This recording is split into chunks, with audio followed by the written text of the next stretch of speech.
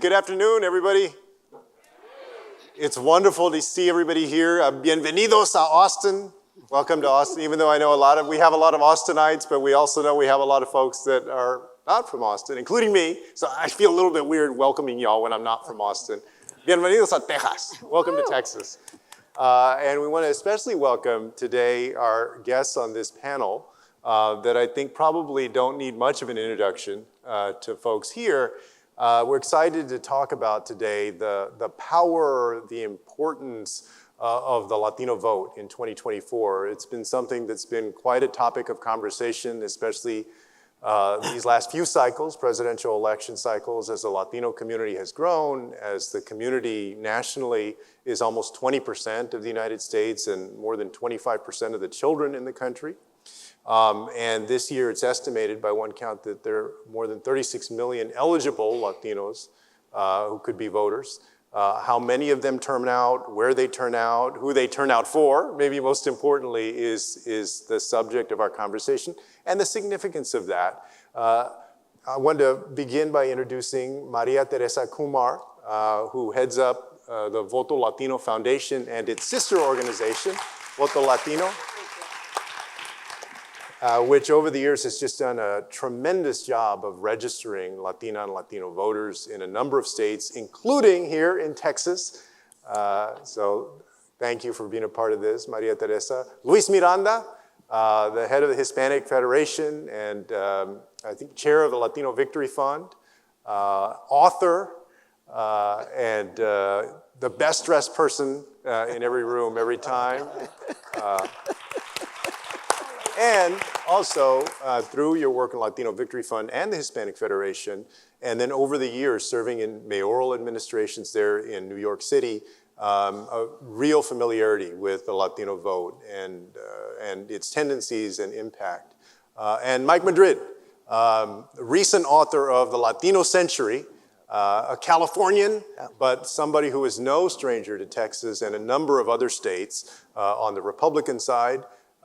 These days, though, not necessarily a fan of Trump, not on the Republican side in this election, but an astute observer of the Latino vote. And for those of y'all that haven't read The Latino Century, I encourage you to pick it up, some great insights. So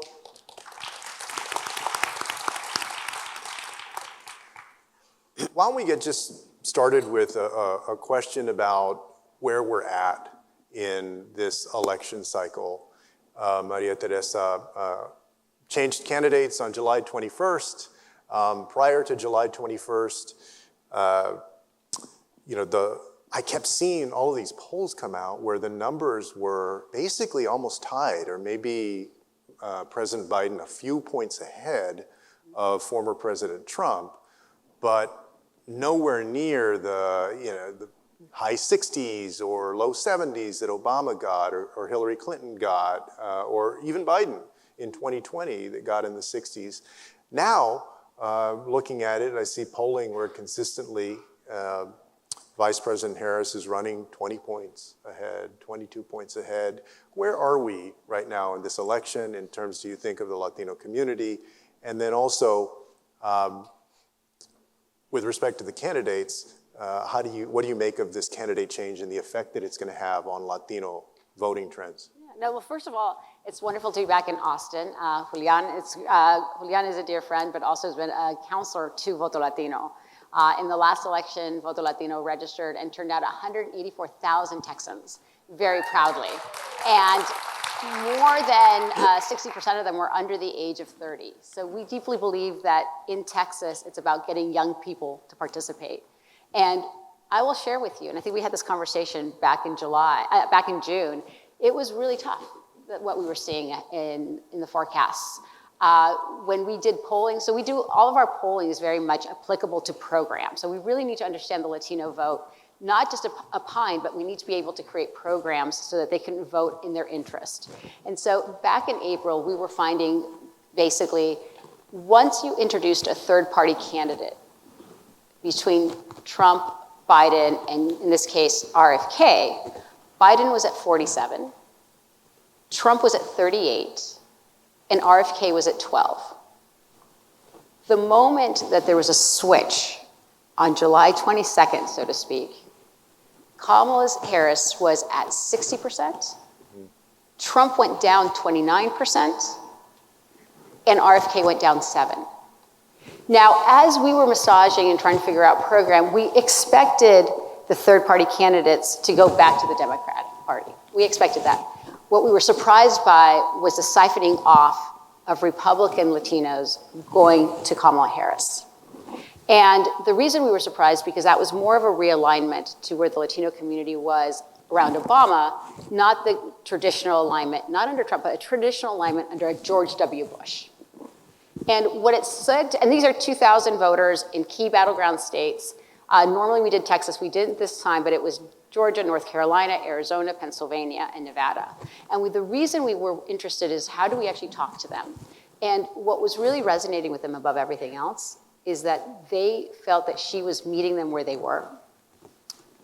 Among 18 to 19-year-olds here in Texas, the #1 issue is housing. And when we asked young people, well, why housing? You know, sometimes we get into our own bubble and we just assumed that the housing was all around trying to save up money to move out of the house or eventually buy your own home. Young people, 18 to 29-year-olds, were trying to figure out if they could budget for a meal or 2 meals a day. And so the fact that just last week, Kamala Harris came out with a policy of building affordable housing, accessible housing, was meeting these same young people where they were. So at first they liked her narrative, the story that they were identifying with, but now they actually like her for the person that she's explaining policy and meeting them. I think where we are in America in the Latino vote is that the Latino vote is absolutely a swing vote, but it's a swing vote very based on how do you have government working for you? How do you have government working and making sure that you're making your ends meet? How do I trust the system works? And so when you look at these policies, they believe that there is a place for government. But if government is not meeting them where they are, then all of a sudden they have a tendency of wanting to tap out. And so what we were seeing in our polls before that was that people were thinking third party, or I'm just not going to participate because it's just too icky. The resonating reason of why not to vote for Trump, they all said that he was just too racist.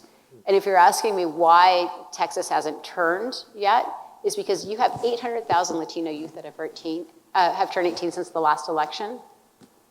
And there's fundamental neglect by both parties to engage them at the national level. And you have such talent here in Texas. You have Julian, you have Joaquin, you guys are excellent leaders. You have Lina Hidalgo, you have Cesar Casar here from Austin, you have Mary Gonzalez, you have Cesar Blanco. You guys have a bench. And it's how do we make sure that people realize at the national level the bench that you have?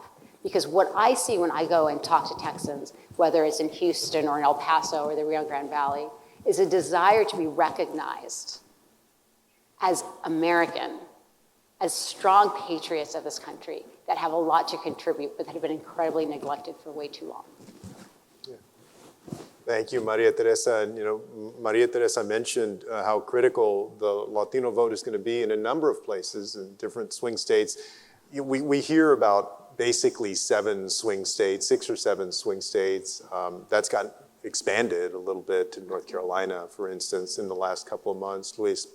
And most people, when they look at that swing state map, they think of places like Arizona and Nevada, where of course there are large Latino communities, largely Mexican-American, but there are smaller communities in Pennsylvania, in Georgia, in Michigan, in Wisconsin. I know that through your work on all fronts that you've become familiar with a number of those communities. And what do you make of the impact that the community may have in these states where we're not thought of as a big part of it, but really, when the margins are pretty close, could make a big difference?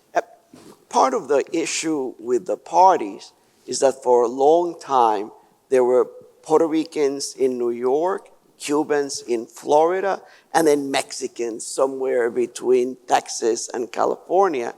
But something that is happening with our community is dispersion. We are 5-6% of the electorate in Georgia, but it's a state where the margin, the winning margin, it's 1-2%. So those are perfect states for Republicans. They don't have to communicate with lots of people, but they want to take at least half of that vote. But the Democrats need 2/3 of that vote in order to swing those electoral votes. And that is happening more and more. Same thing in Pennsylvania, 12%. In North Carolina, 7%. So we are small percentages, but in states where the decision can happen with 2 or 3 percentage points, we become key. And communicating with us, one of the things we do at Latino Victory, it's how do you engage Latino leaders to be validators for others that are running, persuading Latinos, hey, this is a good person for our community, and we need to do more of that. So certainly Arizona and Nevada are key, but in those states where majority voters there, it's how do you begin to communicate with those smaller percentage of Latinos. Next week I'm going to Nebraska, which you don't think about Nebraska as a Latino state. But they're in Omaha, especially in Tony's there. Omaha, there is Tony Vargas, who is running to flip a seat and to get one electoral vote. Because in Nebraska, you could get an electoral vote. So it is thinking about the map and Latinos differently that we have thought about in the past. Definitely. And speaking of thinking of Latinos differently, Mike, Mike, well, and you've had the experience of on the Republican side, but these days, in some ways, for a lot of folks, just as they commonly think of the Latino community, that actually had been moving in the Republican direction after the results in places like South Texas, obviously South Florida with its Cuban-American community, Venezuelan-American community. As Maria Teresa said, it looks like in 2024 it might be going in the other direction, but just reflect on the Reagan and Bush era and its appeal to the Latino community, and both the opportunity and the danger during the Trump years, and making sense the question that you always get about Latinos, from just folks that ask, they say, like, what in the world is going on? A lot of Democrats. Why would a greater percentage in some counties, in South Texas, for instance, turn out at least more for, and it wasn't just for the South Republicans, Texas. for Trump. It's a great question. Yeah. So, and thank you for that. I did, was very central to the independent expenditure efforts for George W. Bush, both in 2000 and 2004.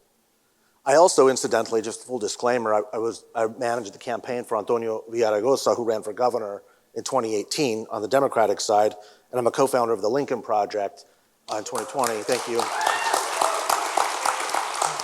And I say that because I have literally seen how both parties approach this with their candidates, with their appeals, with their fundraising, with their infrastructures, and they are very different. Although I would suggest, I agree with Maria Teresa, that both parties are really missing the point, so much so that I wrote a book about it.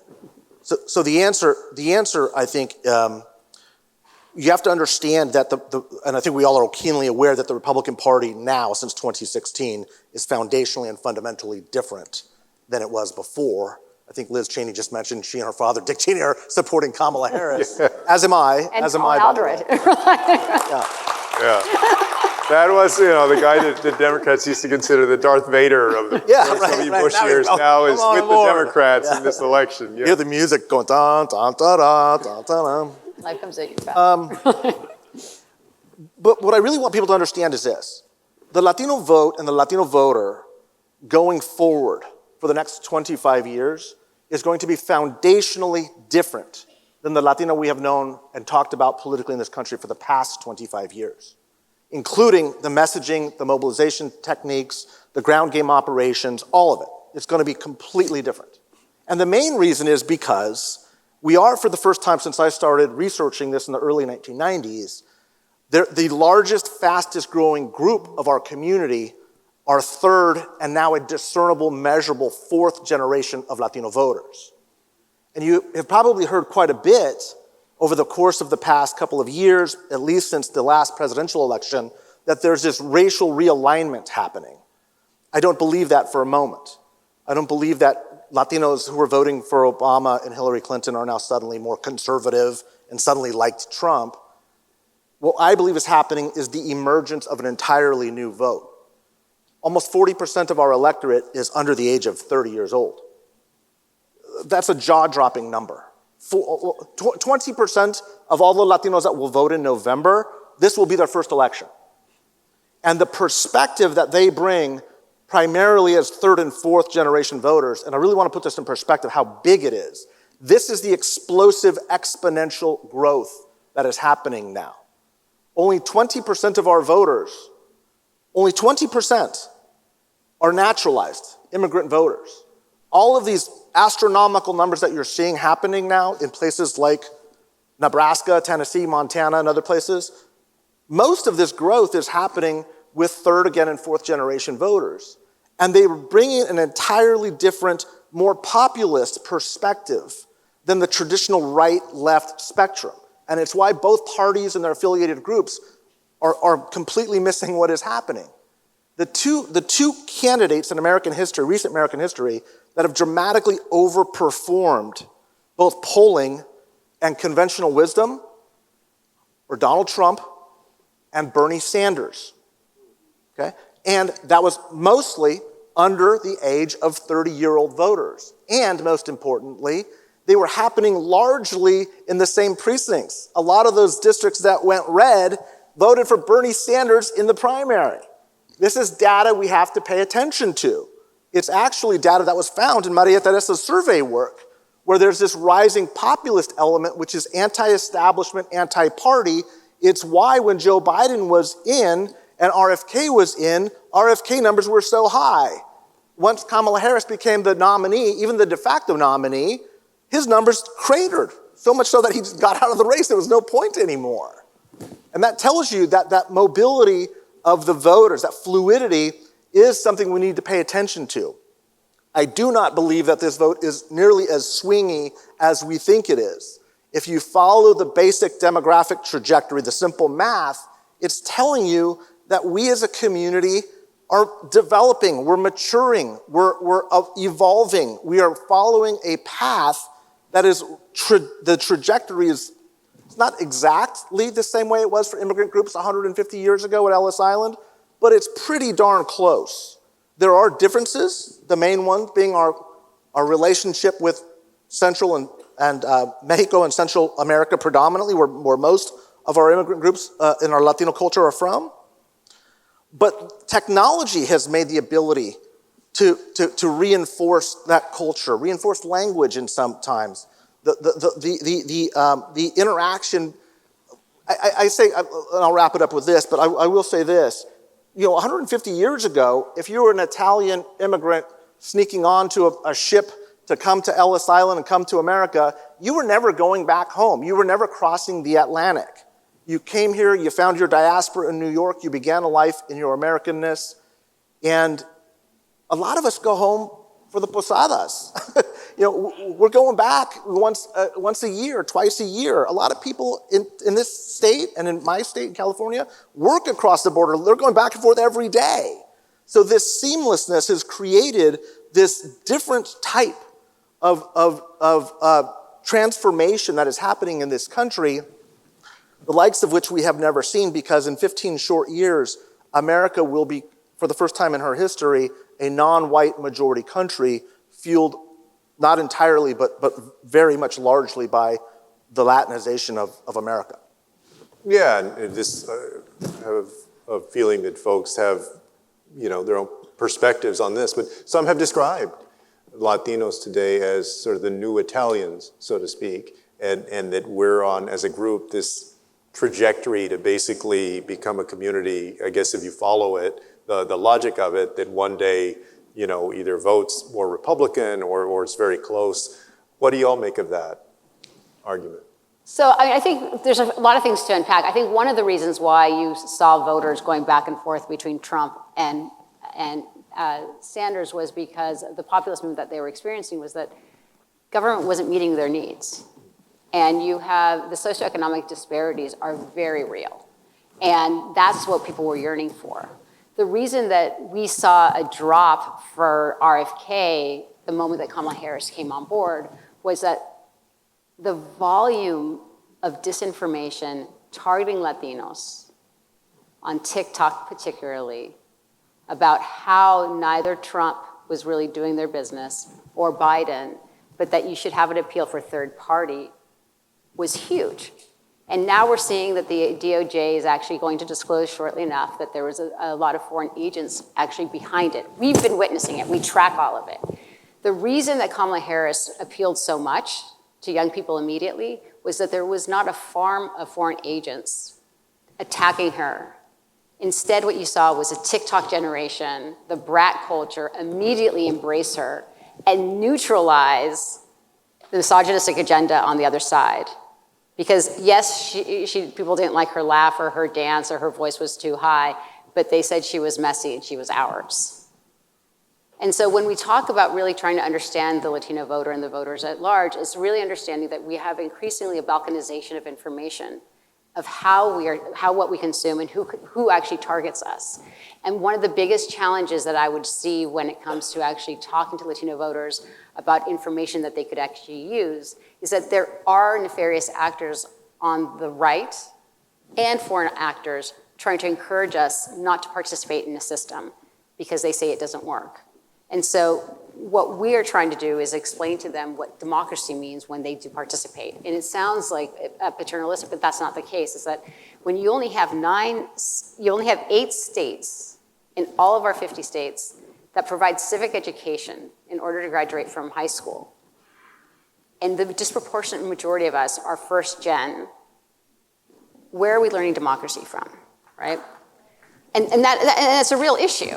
And so while I agree with you, Mike, that we're seeing in the next couple of years where you're going to see people are going to be more available to different ideas of which parties they lie on to, right now, for the majority of young people, they are second generation that are coming up.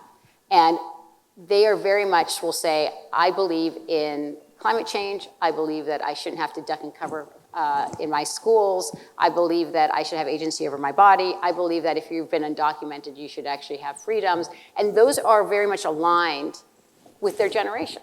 Yeah. And the Republican Party has had a very hard time bridging that. The one issue that we find resonating among the Latino community that is also very real, though, is entrepreneurship. And how do you talk about entrepreneurship so that it's accessible? How is it that you could actually have capital? How do you actually talk about it? Because as you get older, and this is also very true, you don't want to pay the taxes if the taxes are not paying you. And so one of the things that I think that for these young people, they want immediate results. But we also have to recognize that the disinformation that they are receiving constantly is very real. I will tell you, Voto Latino, we are digital natives. To really date myself, we started on MySpace, and we have gone to every single you could chuckle. I like to say we're 20 years young this year. But we started in MySpace. We did the very first text messaging campaign back in 2006 before the iPhone. Like, we've been there every single step of the way. We deeply believe in social media. But when I was asked to sign on by an organization to support TikTok, we could not.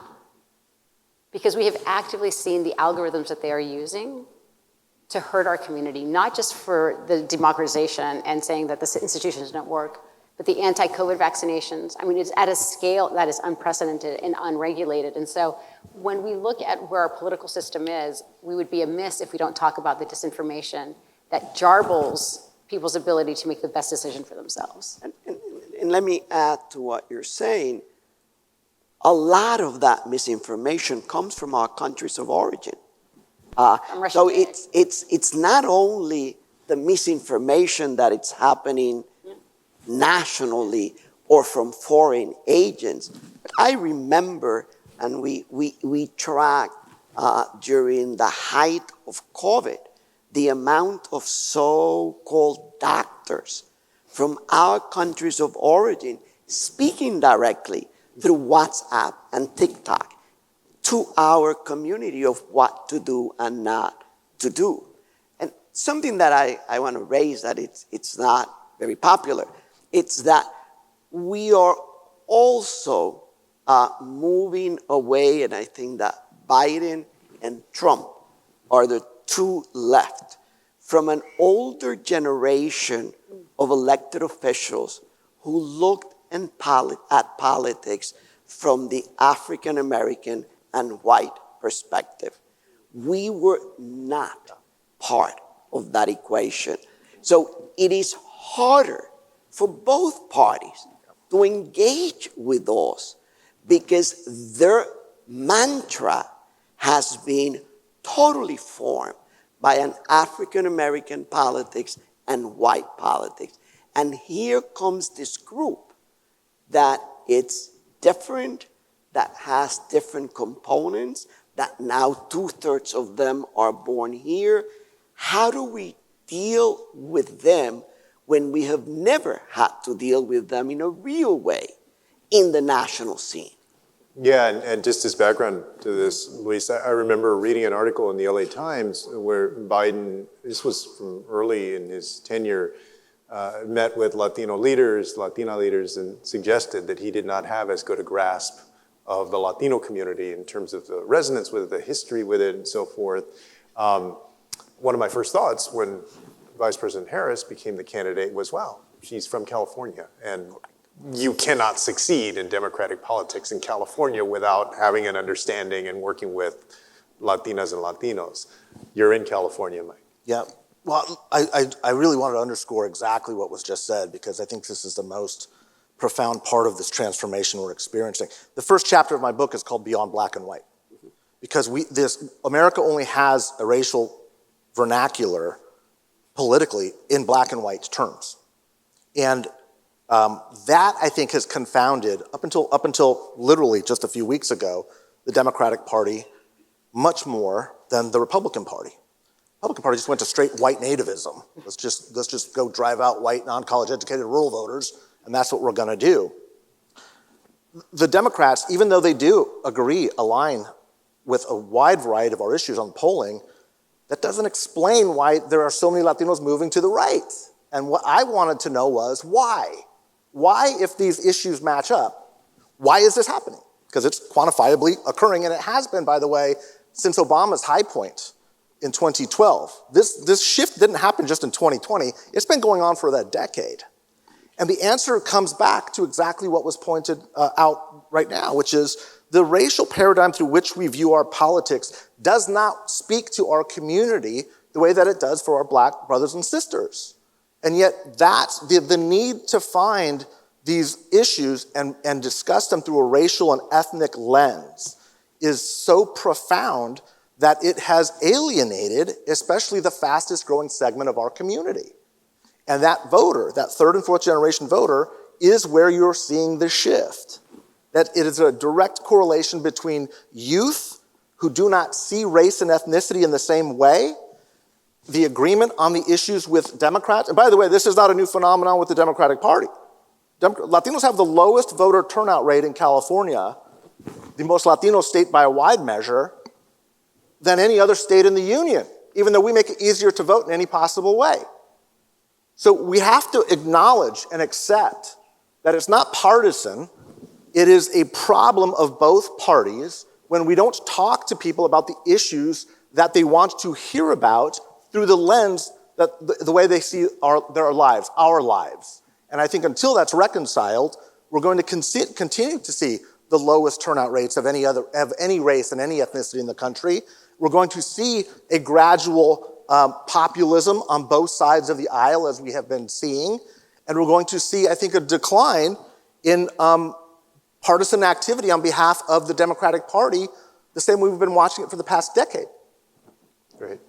I'm going to do a quick time check because the countdown clock that's supposed to be counting down is not. They want us to keep going. Yeah. We still have 1 hour. I can't find my phone, which is even more worrisome. What are you looking But for? What time is it? I think we have 45. Okay, we still, minutes. we're going to still go have for 1 hour. 15 more minutes, and then I'm supposed to read you all this. Says, if you have any questions for one of our panelists, please submit them at texastribune.org/ask. And if you do that, texastribune.org/ask, that'll get it into the queue, and then we'll have a moderated session of Q&A right after this.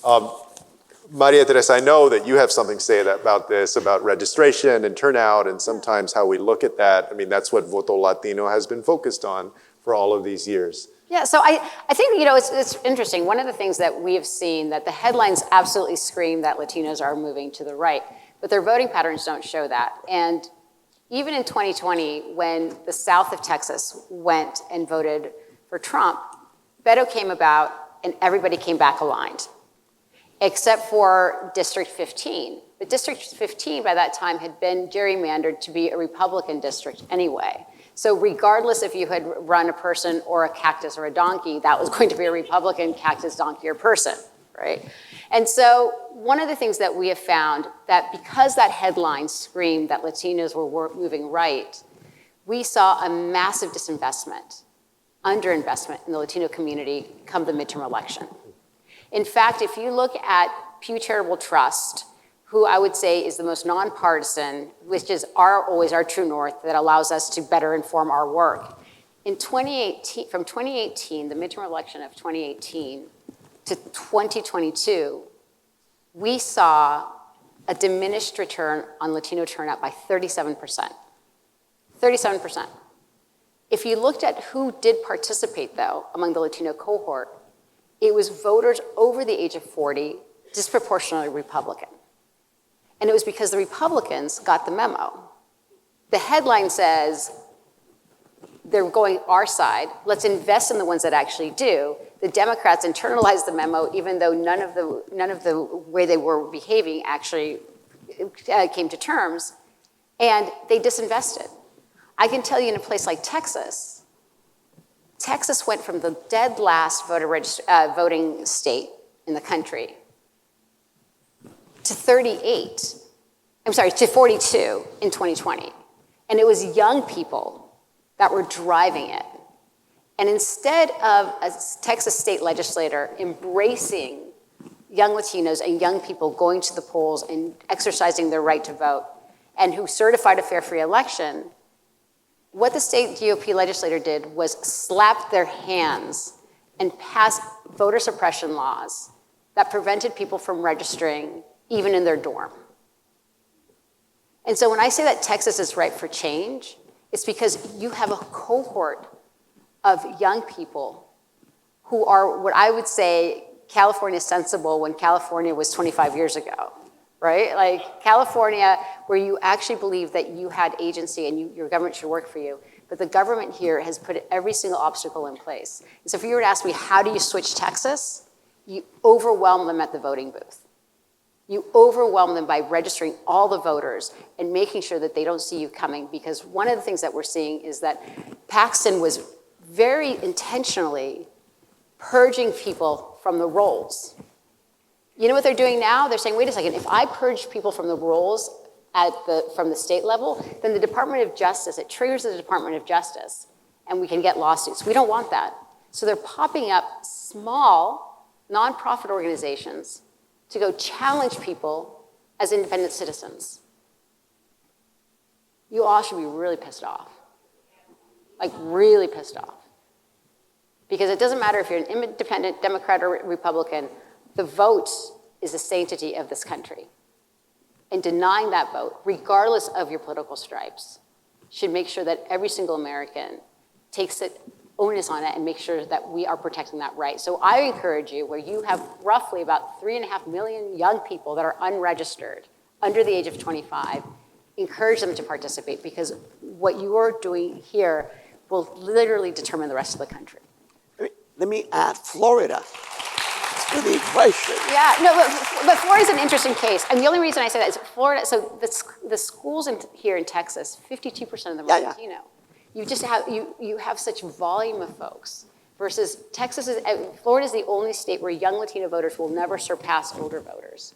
So we still should pay attention to it, but the possibility is like right here. But for parties, Yeah. Puerto Ricans everywhere have voted Democrat by large number. In Pennsylvania, 70% voted for Biden, which allowed him to win the state in 2020. But we keep thinking about Florida, but that's where Cubans are, and they are Republican. And when you look at the map, that's where there was an increase on the Republican side, forgetting an entire, there's now more Puerto Ricans in Florida than anywhere else in the country, including New York. There is this large population that with this investment from the Democratic Party and everyone else have now allowed a new million Puerto Ricans moving into the state to be left to their own devices as to what political front they're going to take. And since most of the registration occurs at motor vehicle, when you go to get your license, you have a third of the Puerto Rican population that has no party affiliation. We're independent. For the first time, it's the party that is picked the most by Puerto Ricans because voter registration is done at motor vehicles.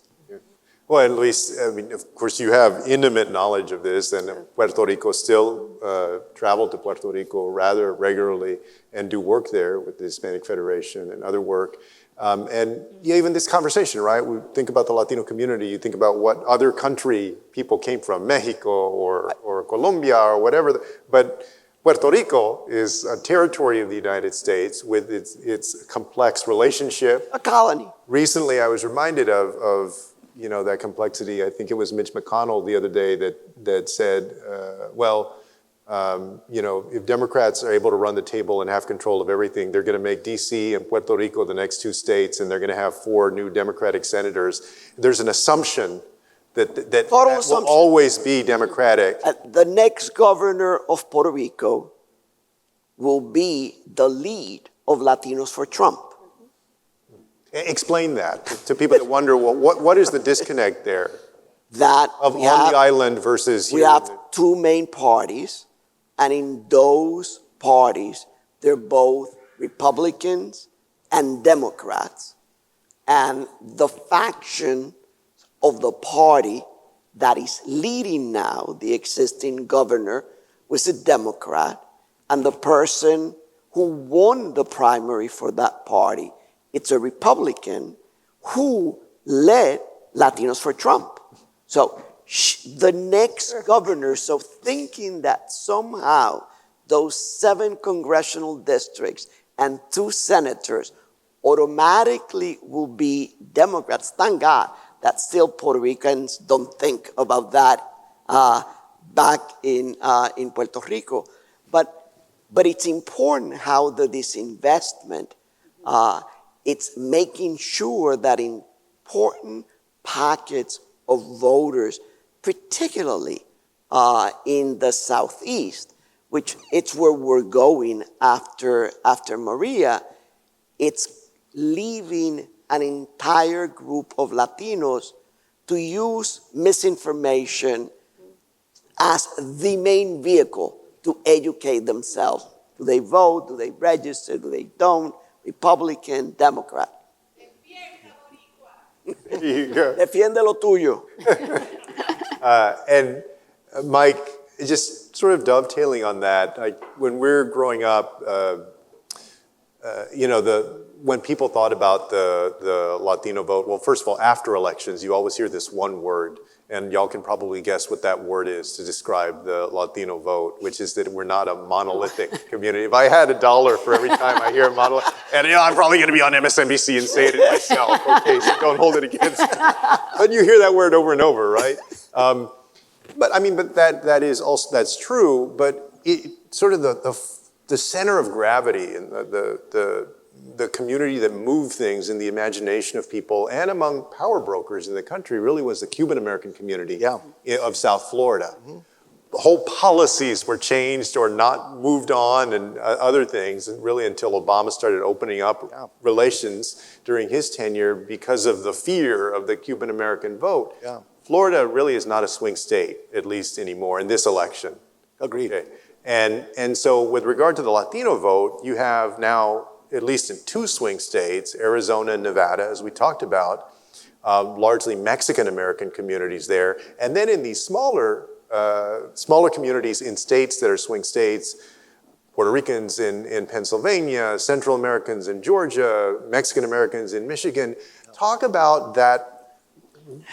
How does that affect the psychology of power and who has it within the Latino community, or who drives things, or will it at all? Do people even look at that? I know, just to give a little bit more color to this, when I was running for president, you go to Iowa, and probably you spend more time thinking about, different ag policy there because you're in Iowa than you otherwise would. Just like I think people thought more about the relationship with Cuba because that was so crucial. How does it change now that the map has changed? I'm laughing because you've been in Iowa thinking about those considerations, obviously. Ethanol. Right? Ethanol. And I remember in 2000, when I was doing the Bush stuff, and we were trying desperately to find Spanish language radio stations because no one had ever put ads in Iowa in Spanish before. We were the first folks doing that. So look, the monolith question, usually people's minds go to country of origin. Let me put this all in perspective. As fast as the Latino vote is growing, it's overwhelmingly Mexican Americans. 60% are of Mexican descent, and it's not that that's that big, it's that no other group hits double digits. And I say that not to be disparaging, because we need to find our commonalities, but it really does lend itself to these strategic considerations, especially cultural competencies. And in every one of the 7 main battleground states, in every one, Latinos will be larger than the margin of victory. In every one of them. It's not just Arizona and Nevada. Wisconsin, we surpassed the African American vote in 2020. North Carolina has about 3.5% Latino voters, never a subsample in the poll. There's 250,000 Latino voters. That race is going to come down to 45,000 votes. So you can't tell me that the Latino vote won't be determinative. Other groups will as well, but whoever's working that community is going to be determinative in that race. There are, and I've heard this a lot about this cultural competency, and I think I have been saying this since the early 2000s. Republicans ignore this, I think, entirely, because they're just kind of trying to run against the Latino community.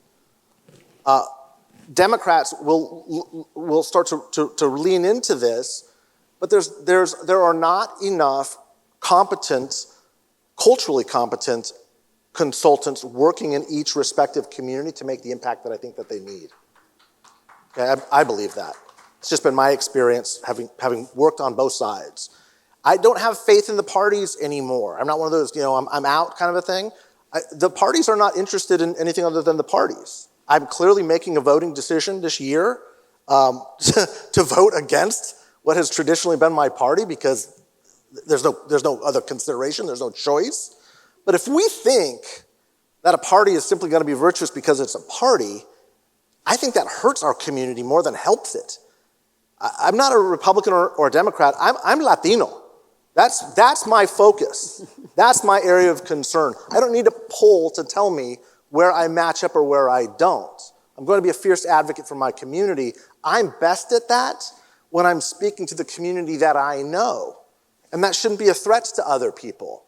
That's how we're going to start getting to a more healthy pluralism. And I think I genuinely believe more than any other year, been doing this for a long time. The only other word I hate more than monolith is sleeping giant, right? We're gonna hear that? I had that one on my notes. Those, I think, are really kind of the perspectives of seeing the world as minorities.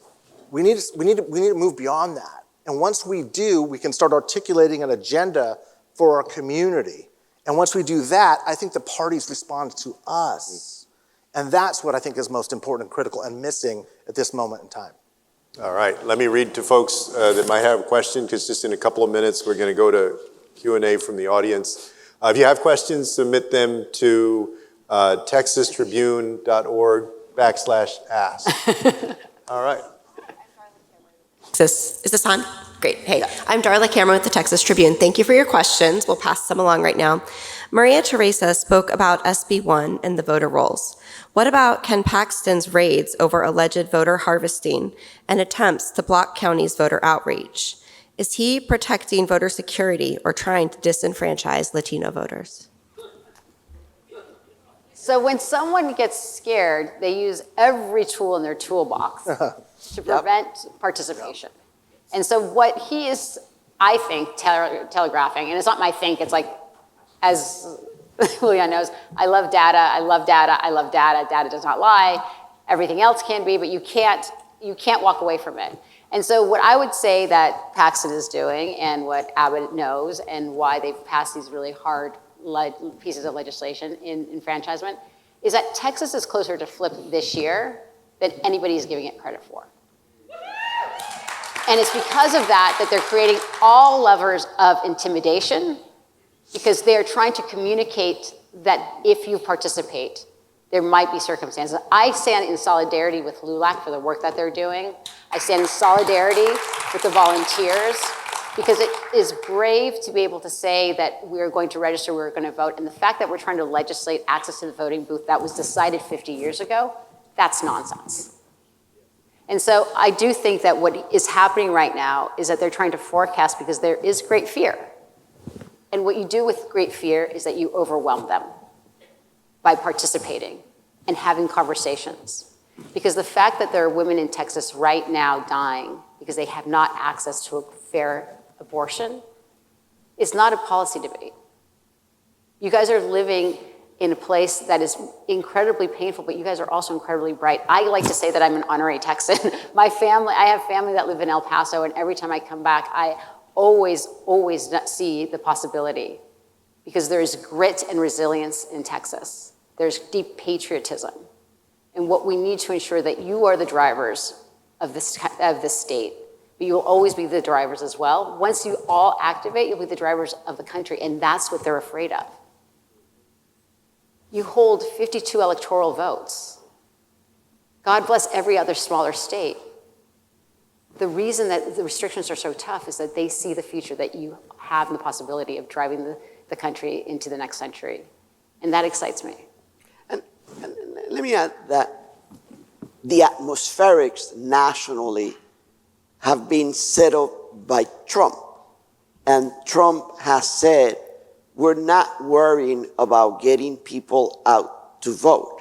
We are worrying about checking what's happened in that voting booth.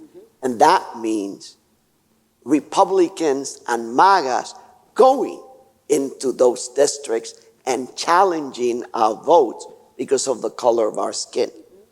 That's true. Thank you.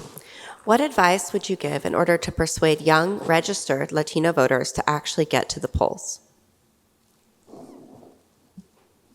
What advice would you give in terms of to especially young registered Latino voters, and I imagine also maybe folks who aren't registered yet, to get registered in the time left to go to the polls? What's your advice to them? Something that we have done, and I'm sure you have done it as well, that has found to be successful, it's to create posses, to sort of bring people, young people together in schools or colleges that are going to go out and vote together. We have used Starbucks or taco places or places where people meet before making a big of a spectacle and a parade for people to come out to vote. If we were to do more of that, more and more, but at the end, I want to go back to what you said earlier. If we don't teach in schools civic education and the importance of democracy, we're losing the battle. But I completely agree. Between now and November, I would encourage folks to go to votolatino.org, sign up to be a volunteer.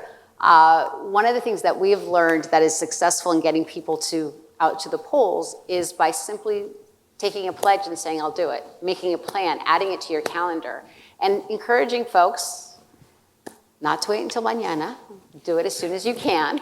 And we've been able to, I like to say Voto Latino, we start off as your cool, hip, older sister, and then once you're registered, we become your sweet, loving, nagging aunt. And we will bother you and bother you and bother you where you finally go and vote so that we don't get a call from me anymore. And as a result, 82% of the people we register cast a ballot. And it's something that we're fiercely proud of, but it's because we're always trying to innovate. We're trying to always understand how it works. And I'll share with you, in a place like Georgia, in 2020, Voto Latino, we registered and turned out 23,000 people. 11,000 were first-time voters. Biden won by 12,000 votes. In Arizona, we registered and turned out 34,000. 19,000 were first-time voters. He won by less than 10,400 votes. It's getting young people in the game to say that everything that they care about is on the line. And I do think that the more people that participate, if you go to New Zealand, if you go to Australia, the more people that participate in our democracy, what you do see is the toning down of extremism on both sides. And that should be the goal. What might you say to a young Latino voter who's on the fence about voting because the candidates do not reflect their values perfectly? I'll start. I worked for Ed Koch in New York 1,000 years ago. He has been dead 1,000 years. And I always remember for my job interview, I was a young guy who made a living of challenging authority. So here I had the biggest authority, the mayor of the city of New York.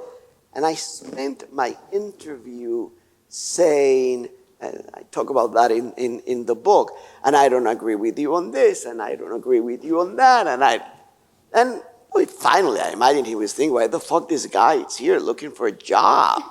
But instead, what he said was, listen, if you agree with me 6 or 7 times out of 10, we're in a good place.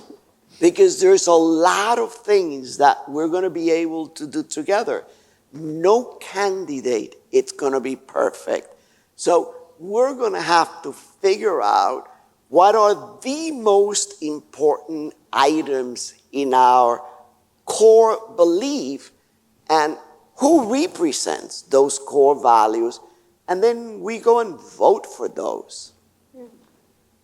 And I think going back to something that you said, Mike, is absolutely true. I think for a long time, the Latino community, we have been very faithful to vote with the hope that something happens. And we've discussed this. And we've never come with demands. And I do think that it's time for us to come with demands. Yeah. Yes. And, and it's not because we deserve them, it's because we've earned them. And when you see, and I'll share, and I think you and I talked about this, one of the biggest challenges during the pandemic when people were talking about essential workers, it was for me one of the hardest terminologies to swallow because I was like, essential for who? Because the majority of the folks that were losing their lives were frontline workers and disproportionately in the Latino community. In California, between the ages of 35 to 49, Latinos, 71% of Latinos were the ones that lost their lives in that cohort. We don't talk about the 250,000 orphans that were left, nor the people nor the folks that died. And it was essential for this country. One of the reasons that our economy is thriving and booming is because of the sacrifices that were disproportionately in the hands of the Latino community who did not have choices. And so I do think that what we need to awaken is our need of not just, we're absolutely grateful for being in this country, absolutely grateful for being Americans, but also coming in with demands because that is what we can learn from other communities. And again, it's saying how do we actually level up in that respect? Can I address it? And we should, again, another round of applause for that. Latinos, we were the essential workforce. I don't know why we're calling it anything other than that. I mean, during COVID, we made it possible for everybody else to shelter in place, to literally protect their lives and their family. And we have not talked enough about those sacrifices that were made. But to the question specifically, there's something romantic about that action. There's something pure and I think idealistic about saying, if I don't agree with them entirely, why would I vote for them? To me, that should almost be the entry point of politics. I don't fear that question. I think it should be embraced because that's the moment you begin to teach them what democracy is. And democracy, look, we've been talking about losing democracy and the threats to the republic for since 2016 essentially, obviously a little bit longer, but most directly since then. And I don't mean to diminish that, but let's understand what democracy is. Democracy is a social contract that basically says, I don't get all of what I want. That is literally what democratic action requires.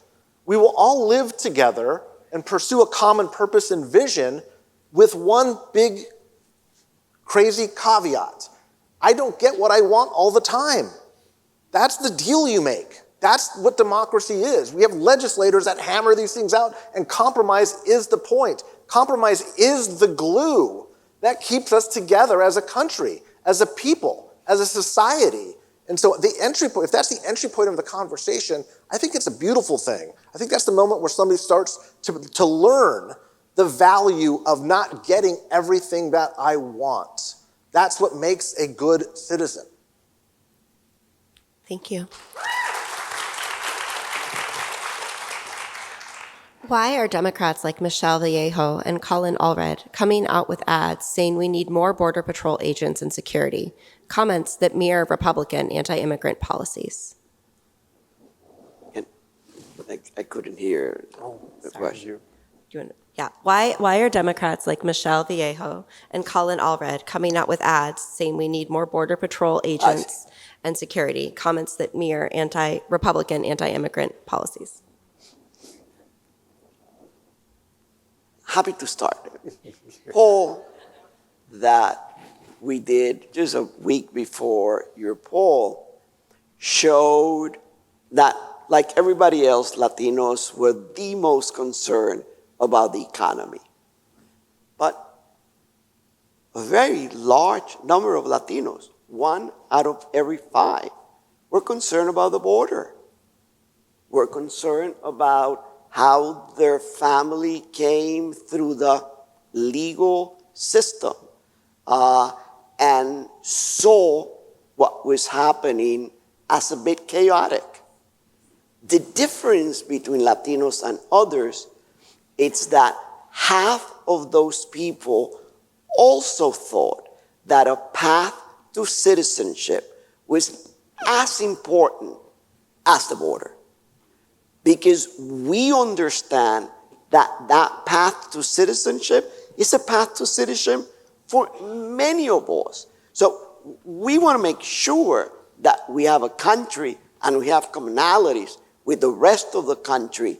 But where we are also unique, it's that we want to make sure that there is a path to citizenship. And it's crazy to think that it was a Republican president who I actually didn't like at all, President Reagan, the one who signed the last amnesty bill that I have seen in my generation. And I just turned 70. Well, and I think to your point of that and the whole idea of making demands, I will share with you, back in May, myself and 4 other Latino leaders met with the president. And we were very frank on what was missing.